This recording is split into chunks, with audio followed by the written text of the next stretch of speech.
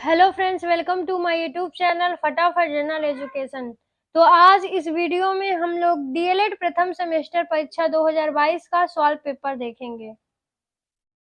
प्रश्न पत्र है प्रथम और प्रश्न पत्र का नाम है बाल विकास। वस्तुनिष्ठ प्रश्न है। वस्तुनिष्ठ का पहला प्रश्न है, बाल विकास के अंतर्गत निम्नलिखित आयु वर्ग है। तो बाल विकास के अंतर्गत निम्नलिखित में से कौन से आयु वर्ग हैं? 0 से 18 वर्ष, ऑप्शन है 20 से 30 वर्ष, 25 से 35 वर्ष या 35 से ऊपर। तो बाल विकास के अंतर्गत जो है गर्भावस्था से लेकर किशोरावस्था तक की अवस्थाओं का अध्ययन किया जाता है। तो इसकी एज हो जाएगी 0 से लेकर 18 वर्ष तक। दूसरा क्वेश्चन है, बुद्धि का विकास लगभग पूर्ण हो जाता है। सब रिपीटेड ही क्वेश्चन है। कल मैंने 2023 का क्वेश्चन पेपर करवाया था, उसमें भी शायद ये क्वेश्चन था। बुद्धि का विकास लगभग पूर्ण हो जाता है। तो बुद्धि का विकास लगभग पूर्ण हो जाता है किस अवस्था में? शैशवावस्था में, बाल्यावस्था में, किशोरावस्था में या सभी अवस्थाओं में? तो इसका राइट आंसर है बुद्धि का विकास लगभग किशोरावस्था में पूर्ण हो जाता है। नवजात शिशु में हड्डियों की संख्या होती है। तो नवजात शिशु में हड्डियों की संख्या कितनी होती है? 100, 270, 300 या 305? तो नवजात शिशु में जो हड्डियों की संख्या होती है वो लगभग 300 होती है। यहाँ पे इसका उत्तर गलत लिखा हुआ है। यहाँ पे जो नवजात शिशु की हड्डियों की संख्या होती है वो 300 होती है। सीखने को प्रभावित करने वाले सबसे महत्वपूर्ण कारक है। तो सीखने को प्रभावित करने वाले सबसे महत्वपूर्ण कारक कौन है? प्रेरणा, ध्यान, रुचि, स्मृति। तो सीखने का सबसे महत्वपूर्ण कारक जो है वो प्रेरणा है। सीखने की सही परिभाषा है। सीखना मतलब होता है अधिगम। अधिगम की सही परिभाषा क्या है? तो सीखने की सही परिभाषा क्या है? ऑप्शन है आदेशों का पालन करना, दूसरा ऑप्शन है रटना, तीसरा है अनुभव और प्रशिक्षण द्वारा व्यवहार में परिवर्तन और चौथा है दूसरों के साथ काम करना। तो सीखने की सही परिभाषा ये हो जाएगी, अनुभव और प्रशिक्षण द्वारा दूसरे के व्यवहार में परिवर्तन लाना ही सीखना होता है। प्रयत्न एवं भूल के सिद्धांत का प्रतिपादन किसने किया था? तो प्रयत्न एवं भूल सिद्धांत के प्रतिपादन किसने किया था? कोहलर, थॉर्नडाइक, योगम। तो इसका राइट आंसर हो जाएगा थॉर्नडाइक ने किया था। बालक के नैतिक विकास का तात्पर्य है उसके किससे है? सामाजिक विकास से, शारीरिक विकास से, धार्मिक विकास से या चारित्रिक विकास से? तो इसका राइट आंसर है बालक के नैतिक विकास का तात्पर्य है चारित्रिक विकास से। निम्न में कौन सा मनोवैज्ञानिक है? तो इसमें बताना है कौन सा मनोवैज्ञानिक है। बहिर्मुखी, सैद्धांतिक, राजनैतिक, भक्तिहीन। तो इसका राइट आंसर है निम्न में से कौन सा प्रकार मनोवैज्ञानिक है? बहिर्मुखी। आत्म केंद्रित व्यक्ति का व्यक्तित्व होता है। तो आत्म केंद्रित व्यक्ति का व्यक्तित्व कैसा होता है? अंतर्मुखी, बहिर्मुखी, उभयमुखी या सभी? तो आत्म केंद्रित व्यक्ति का व्यक्तित्व जो होता है अंतर्मुखी होता है। चिंतन के साधनों में एक है। तो चिंतन के साधनों में एक क्या है? संकेत, रटना, गुणों का विश्लेषण, सामान्यीकरण। तो के साधनों में एक है संकेत। बालकों में अभिप्रेरणा उत्पन्न करने के प्रमुख स्रोत हैं। तो बालकों में अभिप्रेरणा उत्पन्न करने के प्रमुख स्रोत कौन से हैं? उद्दीपक, रुचि, आवश्यकता या उपर्युक्त सभी? तो इसका राइट आंसर है उपर्युक्त सभी। स्मृति एक आदर्श पुनरावृत्ति है, यह कथन किसका है? तो स्मृति एक आदर्श पुनरावृत्ति है, यह कथन स्काउट का है। सृजनात्मक बालक की विशेषता है कि वह, तो सृजनात्मक बालक की विशेषता क्या है? संवेदनशील होता है, परिहास प्रिय होता है, जिज्ञासु होता है, उपर्युक्त सभी। तो संवेदनशील बालक जो होता है यानी सृजनात्मक बालक होता है वो संवेदनशील भी होता है, परिहास प्रिय भी होता है, जिज्ञासु भी होता है। तो इसका राइट आंसर हो जाएगा उपर्युक्त सभी। संवेग का प्रकार नहीं है। तो संवेग का प्रकार क्या नहीं है? भय, क्रोध, ध्यान, उपलब्धि, प्रेरक। तो संवेग का प्रकार जो नहीं वो ये रिपीटेड क्वेश्चन है, इसका आंसर हो जाएगा ध्यान जो है संवेग का प्रकार नहीं है। फ्रायड के अनुसार आक्रामकता का कारण है। तो फ्रायड के अनुसार आक्रामकता का कारण क्या है? उच्च अधिगम, उद्दोलन, तनाव, जिज्ञासा या उपलब्धि प्रेरक। तो इसका राइट आंसर हो जाएगा उद्दोलन, जिसे कहते हैं तनाव। अब आगे हम लोग अति लघु उत्तरी प्रश्न को देखते हैं। तो अति लघु उत्तरी प्रश्न का पहला क्वेश्चन है, शिक्षक को बाल विकास का ज्ञान क्यों आवश्यक है? 2 कारण बताना है। तो एक शिक्षक को बाल विकास का ज्ञान क्यों होना चाहिए? इसके 2 कारण हैं। पहला कारण है बालकों की अवस्था के अनुसार उचित शिक्षण विधियों एवं पाठ्यक्रम का चयन करने के लिए। दूसरा कारण है बालकों की व्यक्तिगत विभिन्नता। व्यक्तिगत विभिन्नता मतलब होता है उनमें हर एक बालक जो होता है वो अलग-अलग प्रकार की बुद्धि का होता है। वो एक ही प्रकार का बालक नहीं होता है, वही है व्यक्तिगत विभिन्नता। और रुचि, उनकी रुचियों और मानसिक क्षमता को समझने के लिए क्या है, बाल विकास का ज्ञान होना आवश्यक होता है। अगला क्वेश्चन है, शैशवावस्था की 2 विशेषताएं लिखिए। तो शैशवावस्था की 2 विशेषताएं, पहला है तो है शारीरिक एवं मानसिक विकास में तीव्र गति, क्योंकि जब वो शैशवावस्था में बालक होता है तो शारीरिक और मानसिक विकास बहुत ही तेज गति से होती है। दूसरा विशेषता है दूसरों पर निर्भरता तथा अनुकरण द्वारा सीखने की प्रवृत्ति। जब छोटा बालक होता है वो दूसरों पर निर्भर होता है, वो माता पिता पर ज्यादातर निर्भर होता है और वह अनुकरण यानी बड़े लोगों को देखकर सीखता है, वो अनुकरण करके सीखता है। अगला क्वेश्चन है, किशोरावस्था का तात्पर्य है। तो किशोरावस्था का तात्पर्य क्या है? किशोरावस्था बाल्यावस्था और प्रौढ़ावस्था के बीच की अवस्था को हम क्या कहते हैं? किशोरावस्था। इसकी उम्र जो होती है 12 से लेके 18 वर्ष तक की मानी जाती है। यह अवस्था जिसमें बढ़ता है और उसमें तीव्र शारीरिक, मानसिक और संवेगात्मक परिवर्तन होते हैं। और इसी अवस्था में जो है जीन्स में परिवर्तन होते हैं। अगला क्वेश्चन है, समायोजन क्या है? समायोजन का अर्थ बताना है। तो समायोजन वह प्रक्रिया है जिसके द्वारा व्यक्ति अपनी आवश्यकताओं और अपने वातावरण के परिस्थिति के बीच संतुलन बनाए रखना। ये कई बार क्वेश्चन पूछा गया है कि समायोजन क्या है। तो समायोजन वह प्रक्रिया है जिसके द्वारा व्यक्ति अपनी आवश्यकताओं और अपने वातावरण के परिस्थितियों के बीच क्या करे? संतुलन यानी समायोजन बनाए रखता है, वही है समायोजन। संतुलन का मतलब होता है वो अपने आप को ढाल सके किसी परिस्थिति और वातावरण के अनुसार। अगला क्वेश्चन है, तर्क का क्या तात्पर्य है? यानी तर्क किसे कहते हैं? तर्क एक उच्च मानसिक प्रक्रिया है जिसमें व्यक्ति किसी समस्या के समाधान हेतु पूर्व अनुभव एवं ज्ञान का प्रयोग करते हुए कार्य कारण संबंध स्थापित करता है और निष्कर्ष निकालता है, उसे हम क्या कहते हैं? तर्क कहते हैं। अगला क्वेश्चन है, सामाजिक विकास क्या है? तो सामाजिक विकास से तात्पर्य बालक के उस विकास से है जिससे वह समाज के नियमों, मान्यताओं, रीति रिवाजों और सांस्कृतिक मूल्यों को सीखकर समाज का एक जिम्मेदार एवं अनुकूल सदस्य बनता है, उसे ही सामाजिक विकास कहते हैं। व्यक्तित्व की कोई एक परिभाषा लिखिए। अगला क्वेश्चन क्या है? व्यक्तित्व की कोई एक परिभाषा देना है। यहाँ पे आलपोर्ट के अनुसार व्यक्तित्व की परिभाषा है और एग्जाम में इसी के अनुसार पूछी भी जाती है। व्यक्तित्व व्यक्ति के भीतर उन शारीरिक तंत्रों का गत्यात्मक संगठन है जो वातावरण के साथ उसके अपूर्व समायोजन का निर्धारण करता है। ये परिभाषा आलपोर्ट के अनुसार ऑब्जेक्टिव में खूब पूछी जाती है।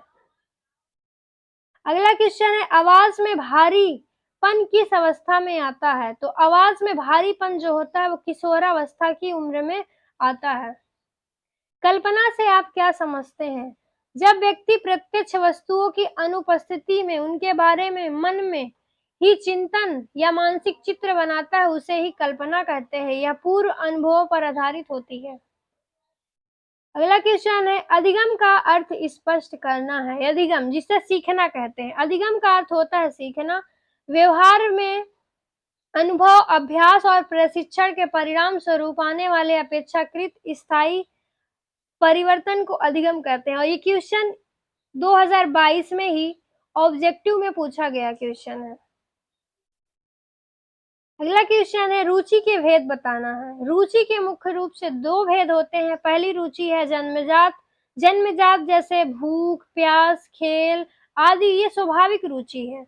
और दूसरा है अर्जित रुचि, जो हम अर्जन करते हैं उसे हम अर्जित रुचि कहते हैं। जैसे जो वातावरण, शिक्षा और अनुभव से प्राप्त होती है, जैसे किसी विषय विशेष या कला में रुचि, जिसे हम सीखते हैं, जो सीखी जाती है, वो हमारी अर्जित रुचि कहलाती है। ये भी क्वेश्चन जो है ऑब्जेक्टिव में खूब पूछी जाती है। निम्न में से अर्जित रुचि कौन सी है? बुद्धि परीक्षण कितने प्रकार के होते हैं? बुद्धि परीक्षण मुख्य रूप से दो आधारों में बांटे जाते हैं। पहला है प्रशासन के आधार पर। प्रशासन के आधार पर बुद्धि प्रकार की होती है व्यक्तिगत बुद्धि परीक्षण, और दूसरा है सामूहिक बुद्धि परीक्षण, और दूसरा है प्रकृति के आधार पर। प्रकृति के आधार पर भी बुद्धि दो प्रकार की होती है। पहला है शाब्दिक बुद्धि परीक्षण, दूसरा है अशाब्दिक बुद्धि परीक्षण। अगला क्वेश्चन है अमूर्त बुद्धि से आप क्या समझते हैं? यानी अमूर्त बुद्धि क्या है? अमूर्त बुद्धि वह योग्यता है जिसके द्वारा व्यक्ति शब्दों, प्रतीकों, अंकों, विचारों और सूक्ष्मतम कल्पनाओं को समझता है या चिंतन और तर्क क्षमता से जुड़ी होती है, जैसे गणितज्ञों, कवियों और वैज्ञानिकों में पाई जाती है। शारीरिक विकास का अध्ययन क्यों जरूरी है? इसके दो कारण बताना है। तो शारीरिक विकास का अध्ययन क्यों जरूरी होता है? इसके दो कारण है। पहला है शारीरिक विकास का सीधा प्रभाव बालक के मानसिक एवं संवेगात्मक विकास पर पड़ता है। अरस्तु ने कहा था अगर शरीर का विकास अच्छे से होगा, स्वस्थ शरीर में ही स्वस्थ मस्तिष्क का विकास होता है। यही लाइन इसमें कही गई है कि अगर शरीर जो विकास से सही से होगा तो उसका प्रभाव मानसिक और संवेगात्मक विकास पर भी पड़ेगा। और दूसरा है बालक की शारीरिक क्षमता और स्वास्थ्य के अनुसार उसके खेल एवं शैक्षणिक गतिविधियों का सही नियोजन करने के लिए। अगला क्वेश्चन है अति लघु का आखिरी क्वेश्चन है बाल्यावस्था की दो विशेषताएं बताना है। तो बाल्यावस्था की पहली विशेषता है जिज्ञासा की तीव्र प्रवृत्ति। जब बालक बाल्यावस्था में होता है तो वह नई नई चीजों को और जानने को, प्रश्न पूछने की इच्छा जो होती है उनमें तीव्र गति से पाई जाती है। और दूसरा है सामूहिक खेलों में रुचि, समवयस्क समूह का निर्माण करना और साथियों के साथ खेलना। इसे जो है समूह यानी टोली की आयु भी कहा जाता है। गंदी आयु और टोली की आयु भी कहा जाता है बाल्यावस्था को। लघु उत्तरी का पहला क्वेश्चन है अधिगम की विशेषताएं बताना है। अधिगम से लगातार 2 नंबर, 1 नंबर ऑब्जेक्टिव में, 1 नंबर अति लघु में और 2 नंबर 4 नंबर अधिगम से सवाल पूछे गए हैं 2022 में। अधिगम की विशेषताएं लिखिए। अधिगम सीखने की मुख्य विशेषताएं निम्नलिखित है। पहला है अधिगम जीवन पर्यंत चलने वाली प्रक्रिया है। जो अधिगम होती है वो जीवन पर्यंत चलने वाली प्रक्रिया होती है। जब बच्चा जन्म लेता है तब से सीखना शुरू करता है और जब तक वो मरता नहीं तब तक वो सीखता ही रहता है। तो वही कह रहा है कि अधिगम जो है जीवन पर्यंत चलने वाली प्रक्रिया है। दूसरा है अधिगम व्यवहार में परिवर्तन। अधिगम क्या करती है? व्यवहार में परिवर्तन लाती है। तीसरा है अधिगम सार्वभौमिक होता है। संसार में सभी जीव जंतु और मनुष्य सीखते हैं, यानी सार्वभौमिक का मतलब होता है सभी लोग सीखते हैं। अधिगम उद्देश्यपूर्ण एवं सक्रिय होता है। बिना किसी उद्देश्य के अधिगम प्रभावशाली नहीं होता है। इसे उद्देश्य भी होता है और ये सक्रिय होता है। अगला है अधिगम अनुकूल में सहायक होती है। एक व्यक्ति जो नए वातावरण में ढलने में मदद करता है, यानी अधिगम क्या करता है? समायोजन बनाने में बहुत ही मददगार होता है। लघु उत्तरी का दूसरा क्वेश्चन है सीखने की प्रभावशाली विधियां कौन कौन सी है। मैंने क्वेश्चन करवाया है 2025, 24 और 23। लगातार ये क्वेश्चन, और 22 में भी आया, लगातार ये क्वेश्चन आ रहा है। सीखने की प्रभावशाली विधियां कौन कौन सी है? उठा के पीछे का क्वेश्चन देख लीजिए, ये क्वेश्चन बार बार पूछा गया है।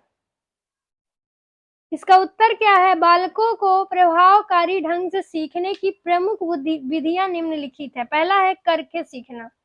इसमें बालक स्वयं व्यवहारिक कार्य करके सीखता है जिससे ज्ञान स्थायी होता है। दूसरा है निरीक्षण करके सीखना। निरीक्षण का मतलब होता है अवलोकन एवं देखकर सीखना, यही है निरीक्षण करके सीखना। तीसरा है परीक्षण प्रयोग विधि, प्रयोगात्मक रूप से निष्कर्ष निकालता है बच्चा, यही है परीक्षण यानी प्रयोग विधि करके सीखना। और चौथा है खेल विधि, खेल खेल में रुचि पूर्ण वातावरण बनाकर सीखना। पांचवा है सामूहिक विधि, समूह चर्चा विचार विमर्श प्रोजेक्ट कार द्वारा सीखना। किशोरावस्था बड़े संघर्ष तनाव तूफान और विरोध की अवस्था है, इस कथन की क्या करना है, विवेचना करना है। तो यह प्रसिद्ध कथन मनोवैज्ञानिक स्टेनेल हॉल ने दिया था। और कथन की विवेचना, तनाव एवं संघर्ष, तनाव एवं संघर्ष का मतलब होता है इस अवस्था में तीव्र शारीरिक जैविक एवं लैंगिक परिवर्तन होते हैं।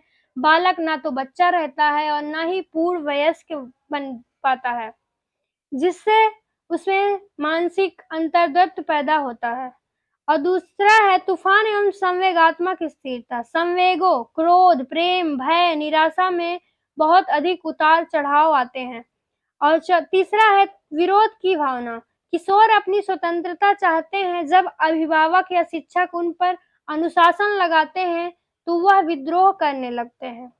भविष्य की चिंता, उन्हें क्या होती है किशोरावस्था में करियर अपनी पहचान और सामाजिक समायोजन को लेकर वो निरंतर चिंतित रहते हैं। बाल विकास की आवश्यकता एवं महत्व पर प्रकाश डालिए। तो बाल विकास की आवश्यकता क्यों होती है और इसके महत्व बताना है।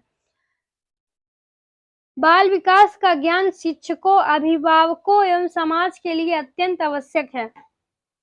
बालक की प्रकृति को समझने के लिए आयु के अनुसार बालक की मानसिक व शारीरिक आवश्यकताओं का ज्ञान मिलता है।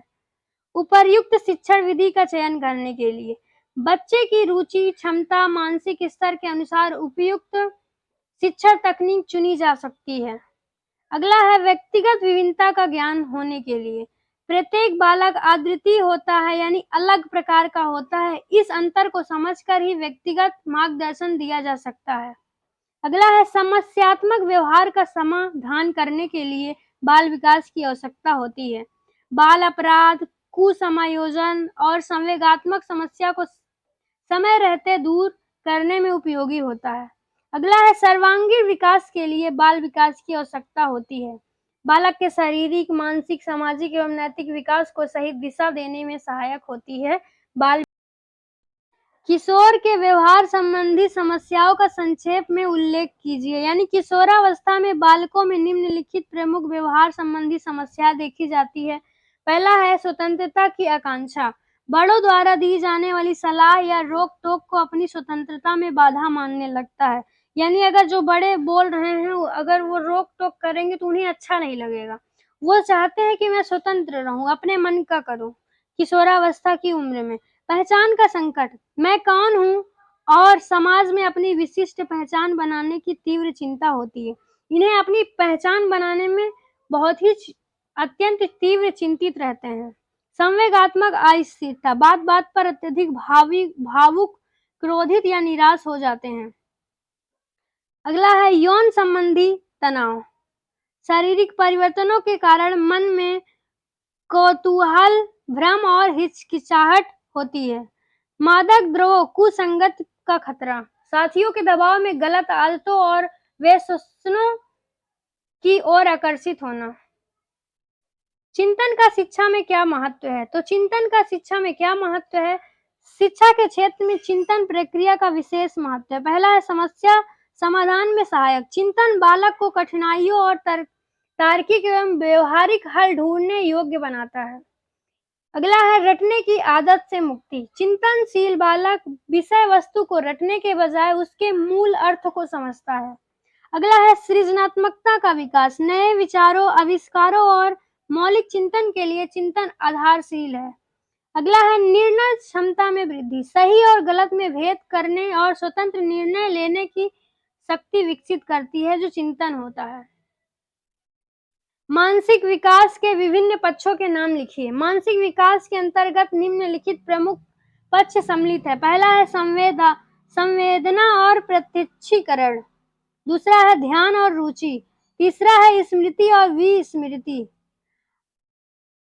चौथा है चिंतन, मनन और तर्क। पांचवा है कल्पना शक्ति, भाषा विकास और अभिव्यक्ति। अगला है समस्या समाधान क्षमता। बुद्धि से आप क्या समझते हैं? अगला क्वेश्चन है बुद्धि से आप क्या समझते हैं? बुद्धि विभिन्न प्रकार की मानसिक योग्यताओं का एक समुच्चय है जिसके द्वारा व्यक्ति नवीन परिस्थितियों में समायोजन करता है, अमूर्त विचारों के बारे में सोचता है तथा अपने पूर्व अनुभवों से सीखकर समस्याओं का कुशलता पूर्वक समाधान करता है। इनकी प्रमुख परिभाषाएं हैं। बुद्धि की प्रमुख परिभाषा है, पहला है वुडवर्थ के अनुसार बुद्धि कार्य करने की एक विधि है, यह वुडवर्थ ने कहा था।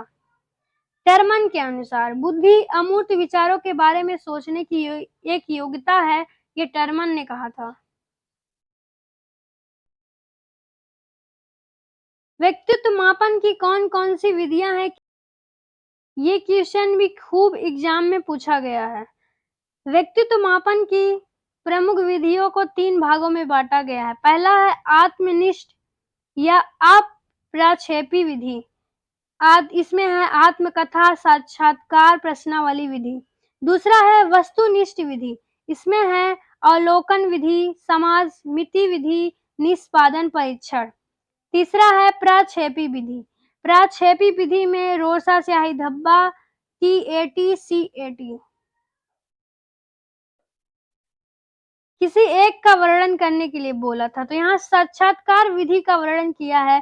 यह एक प्रत्यक्ष एवं व्यापक विधि है। इसमें परीक्षक और परीक्षार्थी आमने सामने बैठकर बातचीत करते हैं। परीक्षक बालक में योजनाबद्ध प्रश्न पूछते हैं और उसके उत्तरों, हाव भाव, बातचीत के ढंग तथा आत्मविश्वास के आधार पर उसके व्यक्तित्व का मापन एवं मूल्यांकन करता है।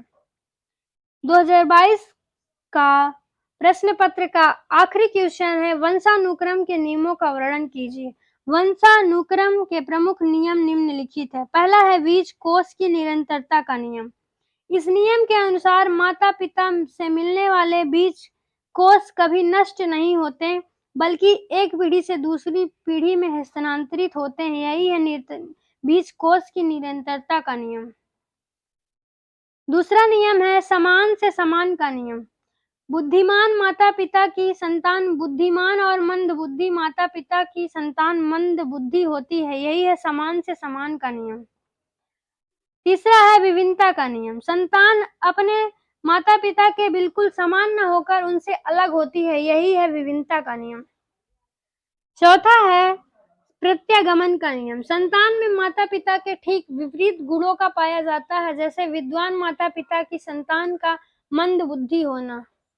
अगला है अर्जित गुणों के संक्रमण का नियम। वातावरण में अर्जित गुणों का अगली पीढ़ी में हस्तांतरित होना ही अर्जित गुणों के संक्रमण का नियम है। इस वीडियो का यही करते हैं एंड अगली वीडियो में 2021 के प्रश्न पत्र के साथ।